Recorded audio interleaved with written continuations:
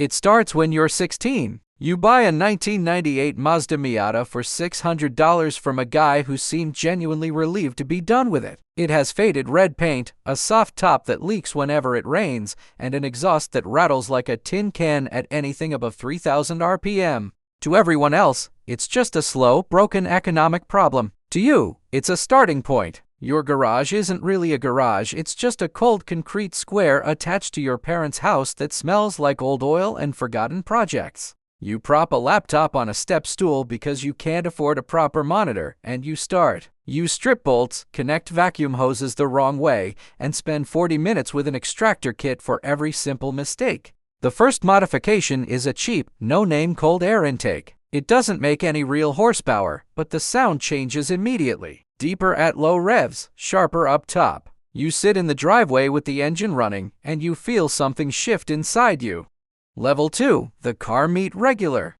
18. The Miata has been through stages. Different retro wheels, cheap coilovers, and a front lip you spray painted yourself that's slightly crooked but only if someone looks closely. You discovered car meets 6 months ago. A local parking lot on Sunday evenings with 40 people and a specific culture. The first time, you were nervous, feeling like an outsider who didn't belong. But then, another owner walks over, looks at your alignment, and asks about your suspension. You talk for an hour. This community teaches you what YouTube videos couldn't. You learn to see the difference between a clean, quality build and something that just looks good for social media. You also learn to take brutal, honest feedback. Nobody is polite about a bad build here because politeness would be condescending. When someone points out your wheel fitment is wrong, it means they believe you can fix it. You understand that restraint is harder than excess. Level 3. The track day driver. 20. Someone from the meets invites you to a proper track day. You hit the circuit thinking your little sports car is fast, but during the very first session,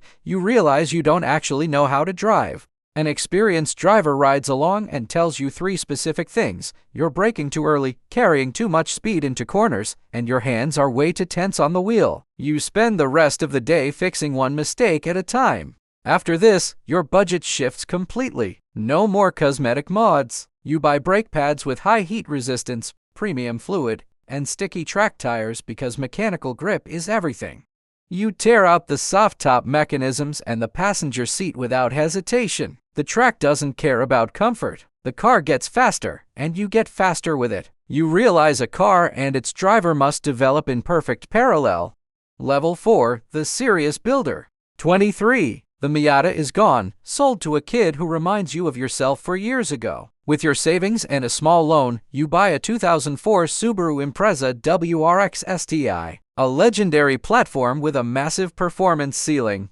You build it properly this time because now you actually know what properly means. Every modification connects to the next one. The bigger turbo is upgraded, which means the fuel injectors must match it and the intercooler must handle the heat. You learn to tune the engine management software yourself, spending full weekends sitting inside the car with a laptop, looking at data logs, adjusting ignition timing and air-fuel ratios, praying you don't blow up the block. When you finally pull it onto a real dyno and see a clean 400 horsepower chart, you don't need to estimate or boast on forums. You have the numbers. You are no longer just a passenger, you are running the system.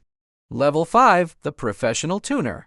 29. You have a reputation in the scene, and you're doing this for money. A small professional workshop, a proper lift, and a 3-week waiting list. The commercial environment changes everything. When it's your own car, you accept the risks and timelines. When it's a customer's car and their hard-earned money, the standards must be absolute. People bring you poorly modified builds and ask you to fix them. You have to hold lines and tell them hard truths they don't want to hear. You develop a niche forced induction on naturally aspirated platforms, ethanol conversions, and complex wiring solutions that other shops are afraid to touch. You realize that diagnostic work is a completely separate skill from building. It requires pattern recognition that only comes from years of seeing engines fail. You are no longer just a guy with a fast car. You have a practice. Level 6. The legacy. 38 and beyond. The Nissan Silvia S15 sitting in your shop is built with zero compromises. Every single engineering variable has been checked 500 times. It's purpose-built to break a national time attack record.